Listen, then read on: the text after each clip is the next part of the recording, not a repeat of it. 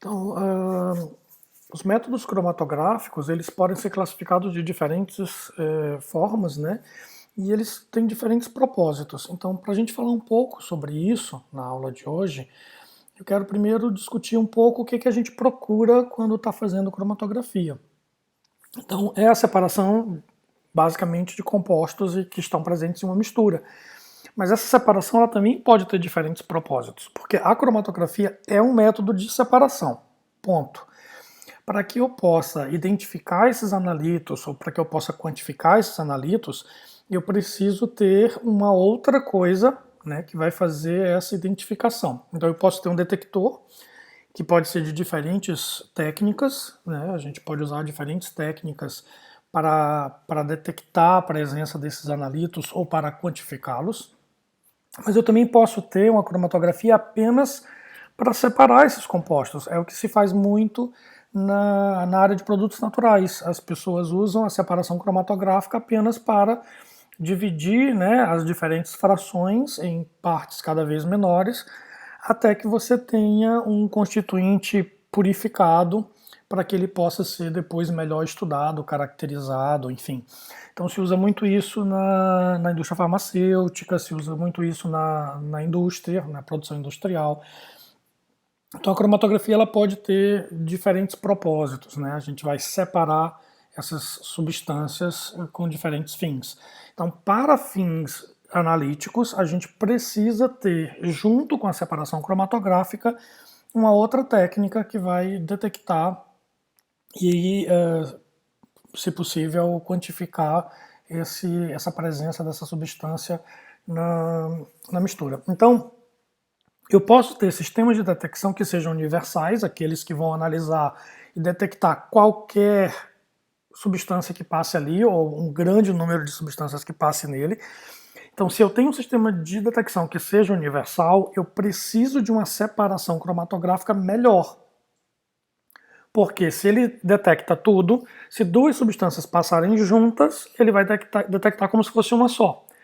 Né? Então, ele é bom, né? É um sistema de detecção bom, porque você acaba gastando menos, às vezes com uma única etapa, você consegue registrar a passagem de diferentes substâncias, mas tem como desvantagem não conseguir separar substâncias que passem juntas. E eu tenho sistemas de detecção que sejam seletivos, né? Então esses sistemas de detecção eles enxergam alguns compostos ou algumas classes de compostos e não veem outras. A gente pode até chegar a um sistema de detecção que seja específico. A gente pode afunilar mais isso e pegar uma substância ou um grupo muito pequeno de substâncias.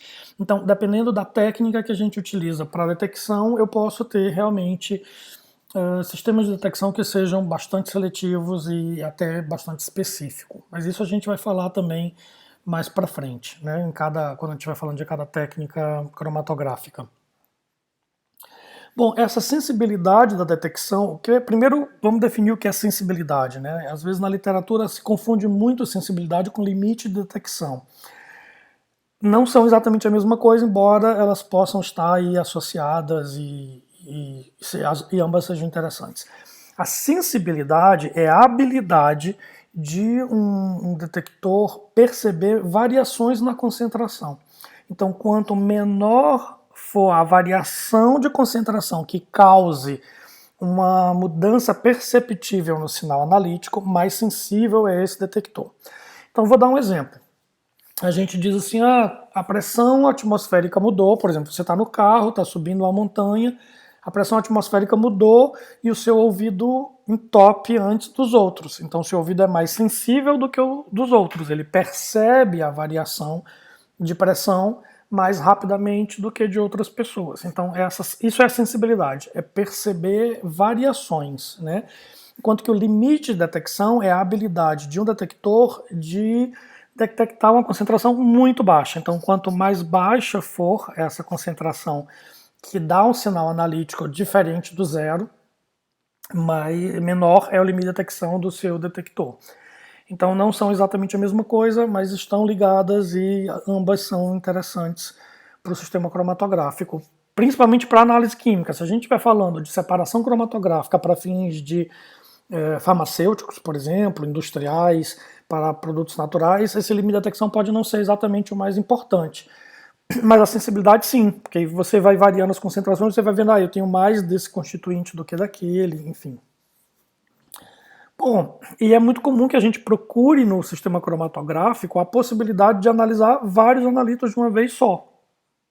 Então, por exemplo, lá na análise ambiental, a gente às vezes precisa analisar nutrientes como nitrato, nitrito, sulfato, fosfato, silicato, dependendo de quais são os sistemas biológicos que a gente está estudando, esses nutrientes podem ser importantes. Então, essas etapas feitas na bancada são análises separadas que podem levar vários dias. Se a gente faz uma injeção no sistema cromatográfico e separa esses diferentes ânions que eu mencionei, em uma única injeção, em uma análise que vai variar entre 15 e 50 minutos, eu tenho essa resposta. Então eu tenho ao mesmo tempo, com a única análise, né, a única etapa analítica, vários compostos sendo detectados. Isso diminui bastante o tempo de análise e isso pode ser bastante importante para o nosso fim, né, para o nosso objetivo. E obviamente o que se espera da cromatografia é que ela tenha uma boa reprodutividade. É diferente de repetitividade, né? A repetitividade tem a ver com pequenas variações dentro do próprio laboratório, dentro das mesmas condições analíticas, e a reprodutividade significa a habilidade desse método de reproduzir esses resultados em qualquer situação diferente, em qualquer lugar do mundo, com qualquer analista, qualquer dia da semana, sabe? Não pode ser aquele método que na segunda-feira dá um resultado e na sexta-feira dá outro. Em Hong Kong vai dar uma coisa, em São Luís vai dar outra. Então, o método reprodutivo é aquele que os resultados não diferem estatisticamente entre si, mesmo sendo realizado em diferentes lugares. Isso tem a ver com precisão, né? É a habilidade do método de reproduzir os resultados, que esses resultados sejam próximos entre si. Isso é a precisão. Só que essa precisão ela pode ser avaliada em diferentes escalas. A reprodutividade seria essa mais ampla, que envolve diferentes condições analíticas. E a exatidão é a habilidade desse método cromatográfico de encontrar um resultado próximo do real, né? Estatisticamente não diferente do valor real. Então, quanto mais próximo o valor encontrado for do valor real, maior a exatidão do método. A gente vai ter uma aula mais para tratar desse assunto. Bom, então como é que a gente classifica os métodos cromatográficos, né? Existem diferentes métodos cromatográficos e eles são divididos ou classificados aí, primeiro de acordo com a técnica, né? Ou seja, se ela é planar, eu tenho então uma superfície plana e a separação cromatográfica vai se dar em cima dessa superfície plana, ou se ela é de coluna, eu tenho na verdade um cilindro e a minha separação cromatográfica acontece dentro desse cilindro. No caso da cromatografia planar, ela também... as cromatografias elas têm, né, obrigatoriamente uma fase estacionária e uma fase móvel. Então, no caso da técnica planar, o que se utiliza geralmente é a fase móvel um líquido. Não se conhece, assim, para fins analíticos, pelo menos, outro tipo de fase móvel. E na fase estacionária, eu posso ter um líquido, como fase estacionária, eu posso ter um sólido, ou eu posso ter uma fase ligada. O que é essa fase ligada? É quando eu tenho um suporte sólido e eu retenho nesse suporte sólido uma substância que originalmente era líquida. Então eu tenho moléculas que são presas quimicamente num suporte sólido. Então a separação, né, ela vai se dar pela interação do meu analito com aquela fase móvel e a fase estacionária. Então, vários processos podem estar envolvidos nisso. O mais comum, que se mais fala, é o processo de partição, que nós já vimos anteriormente numa outra aula. Mas eu também tenho, quando a fase estacionária é um sólido, eu tenho aí um processo de adsorção. O meu analito é retido na superfície da partícula sólida por diferentes interações, que podem ser forças de Van der Waals, podem ser ligações de hidrogênio, pode ser atração eletrostática, mas enfim, existe um processo aí chamado de adsorção, em que o analito se prende na superfície da partícula sólida. No outro caso, quando eu tenho uma fase ligada ou quando eu tenho uma fase líquida, o principal processo envolvido aí é o processo de partição. Então, parte do meu analito ele é solubilizado por essa fase estacionária, que é um líquido ou que é um líquido retido numa superfície sólida. Retido que eu digo é quimicamente ligado, né? E parte dele está solúvel no líquido, que é a fase móvel. Então, esse processo de partição faz com que a minha molécula se mova ao longo dessa fase estacionária. Ela vai sendo arrastada pela fase móvel, e isso acontece em diferentes velocidades, porque cada molécula tem a sua partição, né, o seu coeficiente de solubilidade, e isso vai fazendo com que essa molécula se mova ao longo da minha fase estacionária, separando das demais que tem aí diferentes solubilidades e diferentes constantes de partição. Bom, então ainda assim, quando eu tenho essa fase estacionária, né, líquido, sólido ou de fase ligada, a gente tem tipos aí de cromatografia. A cromatografia planar, cuja fase móvel é um líquido e a fase estacionária também é um líquido, é chamada de cromatografia em papel. Essa é bastante comum. Então, o que acontece na cromatografia em papel? A celulose ali ela é só um suporte.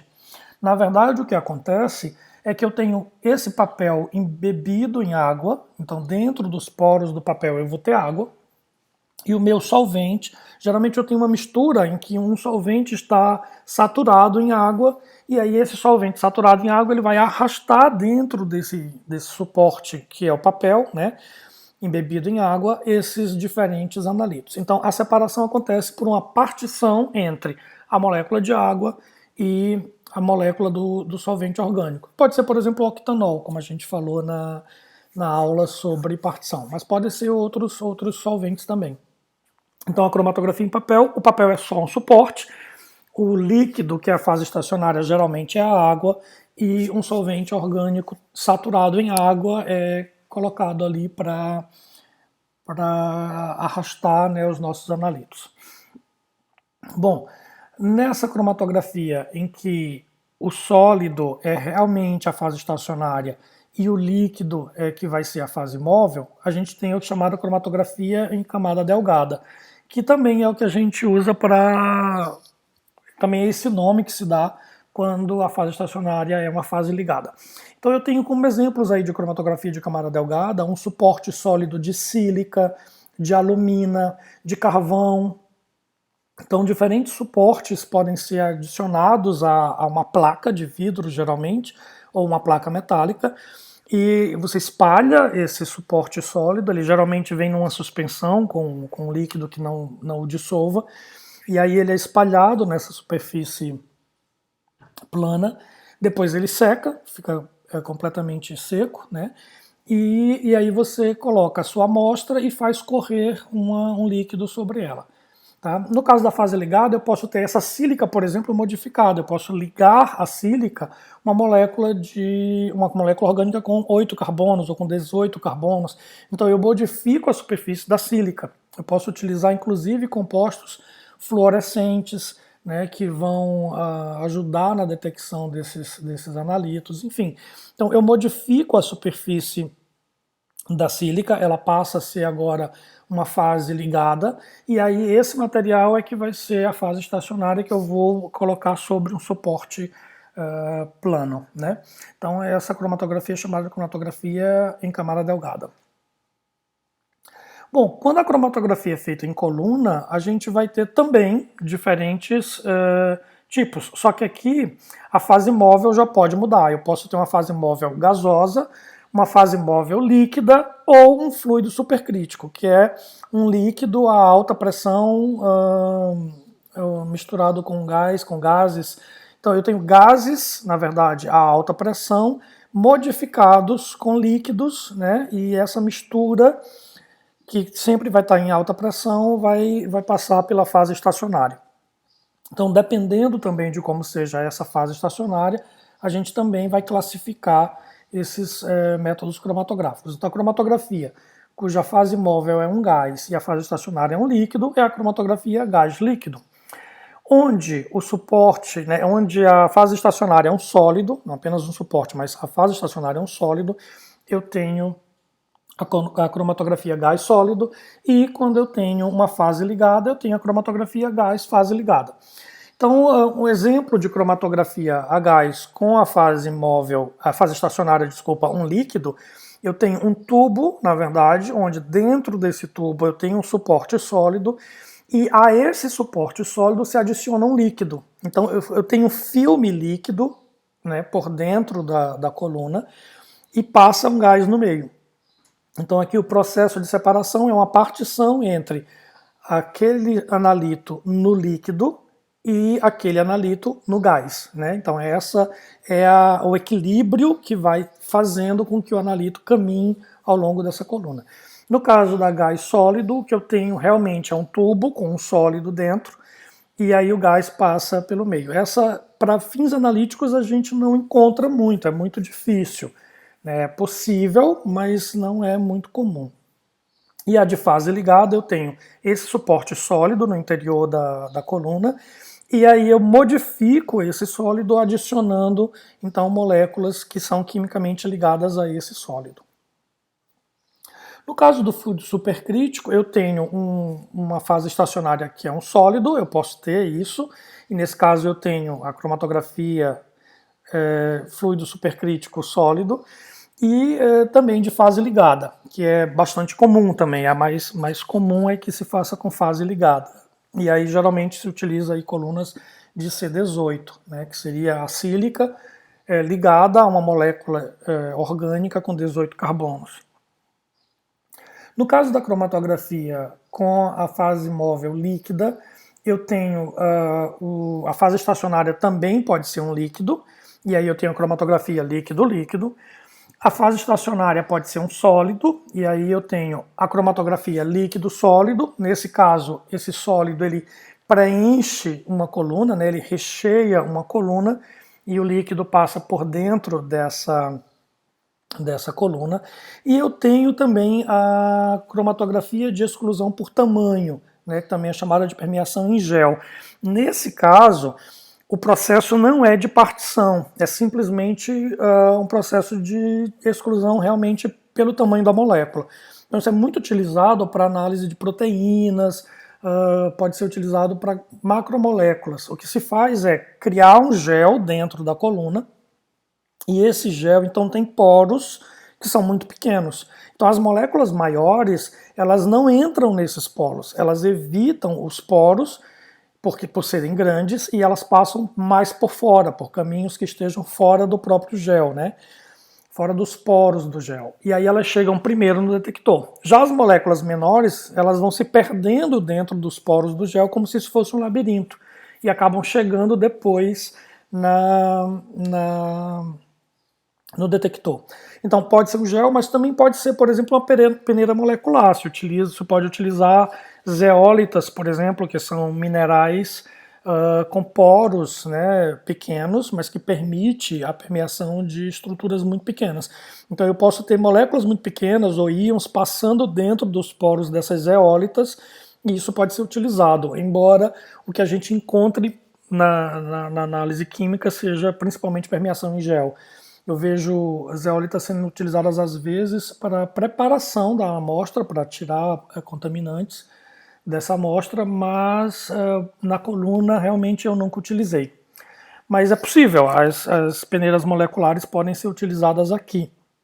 A ideia realmente é que essa separação cromatográfica aconteça pelo tamanho da molécula ou do íon que se esteja analisando. E também a fase estacionária pode ser uma fase ligada.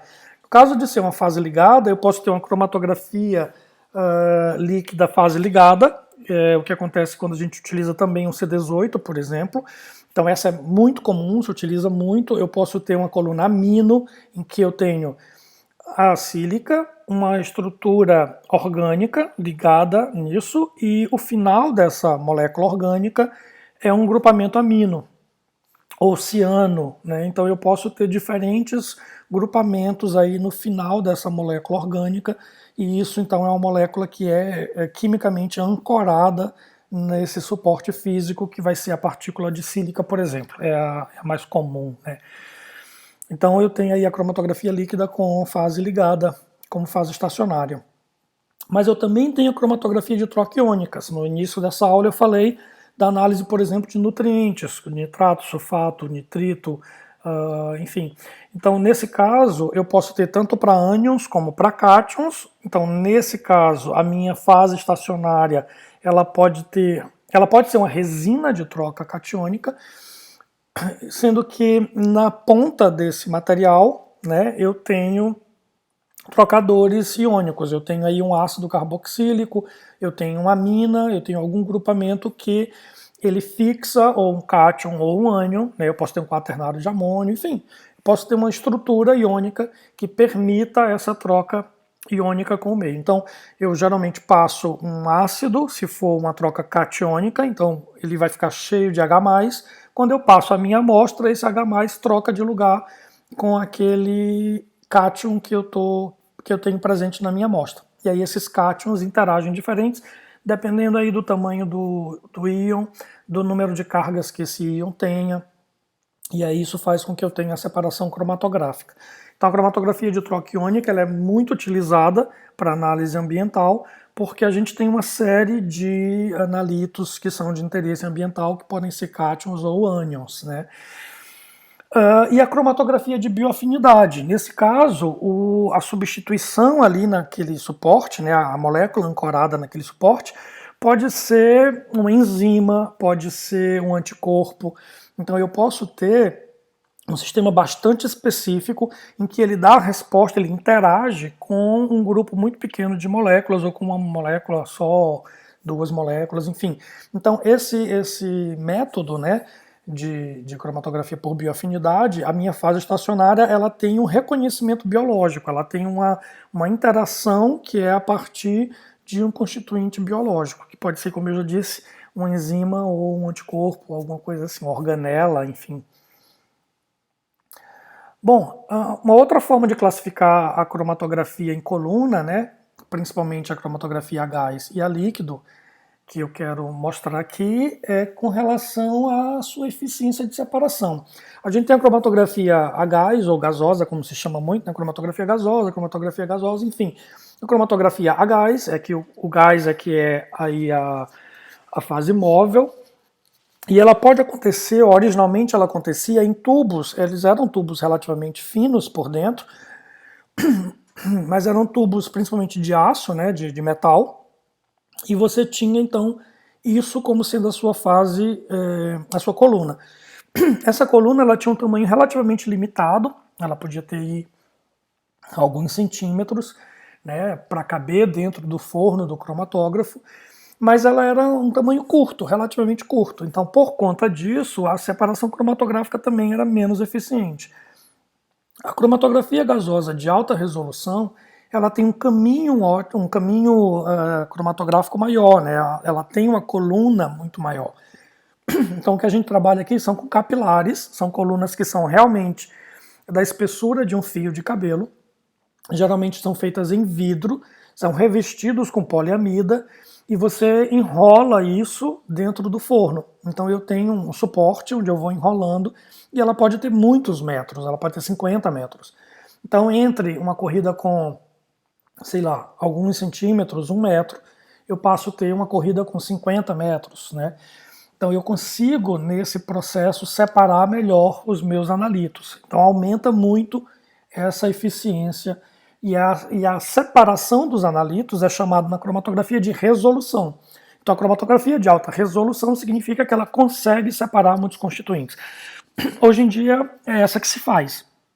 Tanto que a gente já nem chama mais cromatografia gasosa de alta resolução. O pessoal só chama cromatografia a gás ou cromatografia gasosa, mas geralmente é dessa que nós estamos falando, que tem realmente uma eficiência de resolução muito maior.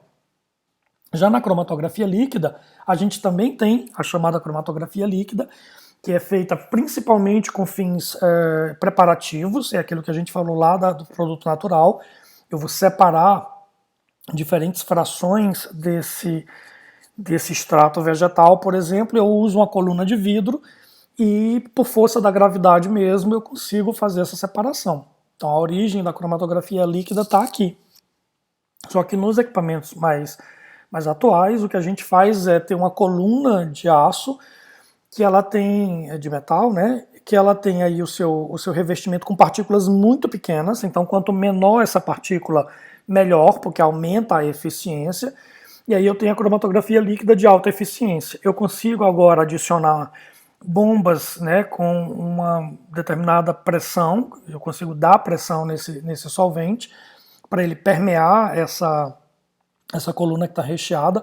É claro que quanto menor for essas partículas, menor vai ser esse espaço, né, para que esse líquido passe, e a pressão contrária vai ser maior. É aquela história da ação e reação, né? Então, se eu imito uma pressão para esse líquido passar por essa coluna, eu tenho uma pressão inversa que pode ser prejudicial para o sistema cromatográfico. Então, eu tenho que fazer esse controle de quanto de pressão está sendo colocado para que o sistema possa suportar. Mas a ideia é que essas partículas muito pequenas, porque, claro, se eu tenho menores partículas, eu tenho maior área superficial. Então, quanto maior for a área superficial, mais interações eu vou permitir, né, entre o meu analito e a fase estacionária. Então, aumenta o que a gente chama de pratos teóricos, que a gente vai ver melhor um pouquinho para frente. Mas a ideia aqui, então, é que a cromatografia líquida, quando ela acontece dentro desse sistema fechado, com partículas muito pequenas recheando essa coluna e com alta pressão, a gente vai ter aí a cromatografia líquida de alta performance, ou de alta eficiência, né? Que em inglês é HPLC. Então, hoje em dia também já se fala muito mais cromatografia líquida, mas para os sistemas cromatográficos analíticos, geralmente o que a gente está falando aí é da cromatografia líquida de alta eficiência. Então, existem outras formas de classificar a cromatografia, por exemplo, se ela é isocrática ou se ela tem um gradiente de eluição, mas isso também a gente vai explicar melhor quando estiver falando de cada técnica cromatográfica. Bons estudos e interajam com a disciplina fazendo as perguntas que vocês ficaram aí em dúvidas.